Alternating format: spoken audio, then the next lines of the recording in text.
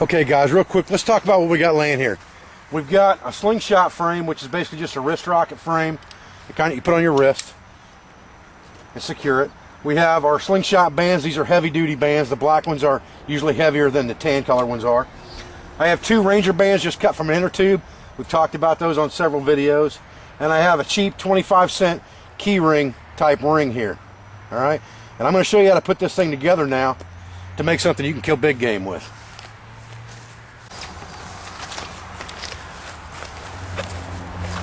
Okay guys, I haven't showed you exactly what we're doing here yet because I kind of want to save it for a surprise. I got my reusable space blanket out here. I did find a source for these and did get them wholesale so I can put them on the site for you guys here in a few days.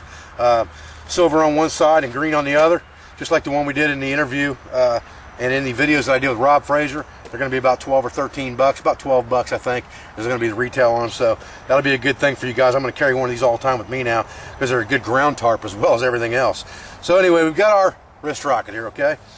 First thing we need to do is let's take this ring that we have, and it doesn't have to be a key ring necessarily. This is just something that's cheap. Let's take one of our Ranger bands here, and we're going to just put it, we're going to loop it so it's like a half hitch around that ring, just like that. Okay, and we're going to do the same thing with the other Ranger band on the other side, and we're just going to loop it through itself as well and turn it into a half hitch just straight across from the other one. So what we have when we're done is looks like this. All right, then we're going to take our slingshot and we are going to twist this down a few times and put it kind of right between our. Now when you twist the other side down, you want to do this with your hand and you want to hold the ring still so that you're twisting this band.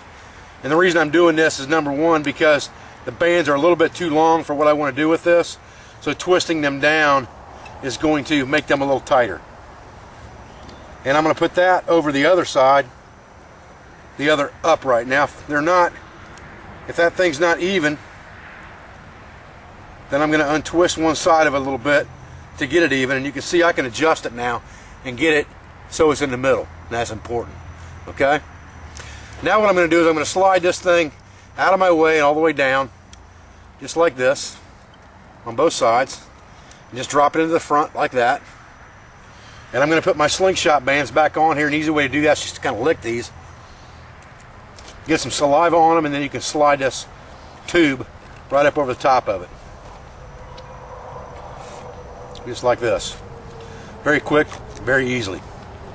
Now we'll have to kind of let that evaporate a little bit, because if we're not careful and we pull this, we'll pull that band right back off there. So we want to stretch that a couple times, make sure it's not coming off. You can see that one slid up a little bit, and I don't want that when I'm pulling on this thing, or it's going to hit me in the face. So we want to make sure that that saliva evaporates. I got a little overexcited there, slobbering and drooling all over that thing. Now, so if we want to use this like a regular slingshot, we can do that at this point. We've got everything out of our way. We can shoot regular rocks or whatever through this thing, ball bearings, whatever we're shooting, marbles, doesn't matter. We can use this for small game. I want to use this for big game. How do I do that? Here's the trick, guys. What you just put on this, that's now movable back up into position, okay? And all you have to do is put it right back up on the front just like that, so it's centered just like that. All right, and now what I can do is I can take any old arrow, and it doesn't matter what arrow it is. It could be one I made, it could be one I found, it could be one I've damaged from my bow. It doesn't really matter if the knock's good or not. It could be broke off. The feathers don't have to be perfect. And I slide that arrow right through that ring, put my rubber band, put my slingshot right around my knock area, just like that, and get an even pull. I usually put it on the ground when I'm doing that, just to get it evened up like that. And now I can shoot an arrow with my slingshot, and I'm going to show you how good that works out right now. Okay guys, we're back at our little practice hay bale here. Give her a few shots, see if we can get it on film. I'm about to run out of battery power on this dude, so we'll see if we can get this on film for you and try to show you how good this works out. So I'm just going to walk up here right in front of the camera for you, and this camera's probably sitting, I'm guessing, a good 10-12 yards from this target. So I'm probably 10 yards sitting in front of the camera.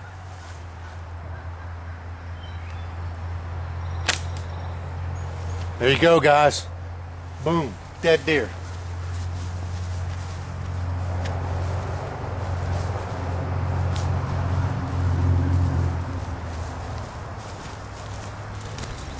"10 yards to the camera exactly, guys. If you can't get 10 yards from a deer, something's wrong. Something's wrong. You're not doing something right in the woods. The good thing about a slingshot is, versus a bow, it doesn't take near as much room to work with it, because you don't have to lift it up and down in the trees like you do with a bow. With a slingshot, you can just draw it straight back, and the only room you need is this right here.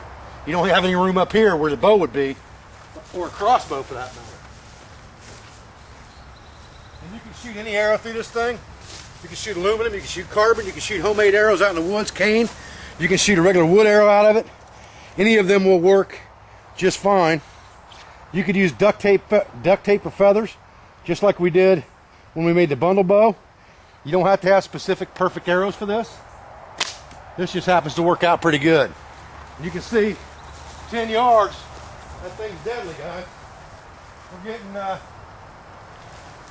probably 10 to 12 inches of penetration in that target every single time from this distance with a practice head on a cedar arrow. That was a little low there. That was a bad shot.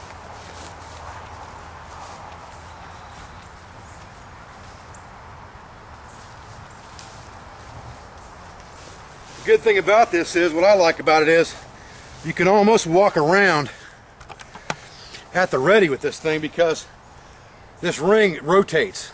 So you can stuff this up into your nock just like this, tuck this arrow down to the side just like this, and you can walk just like this while you're stalking, and then when you get up there, all you have to do is flip it around and you're ready to go. You don't want to take the shot, put it right back in the rest position and start walking again. When you get done with your stalk and you're ready to rock and roll, pull it up, let it go, bam. You're good to go. You can kill big game with this. This will kill a deer in a heartbeat, guys. It will kill a deer in a heartbeat, I guarantee it. In a heartbeat, that'll kill a deer.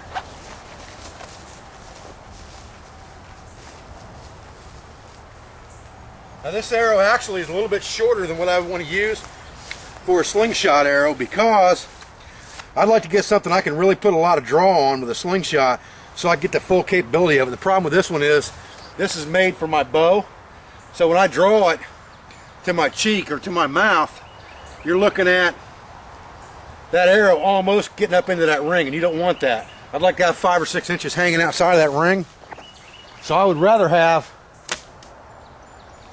a little bit longer arrow. But you're still getting plenty of penetration off that thing to kill what you're shooting at. That's a dead center shot. Over a foot of penetration right there with that shot. Over a foot, guys. Look at that. No doubt that'll kill a deer.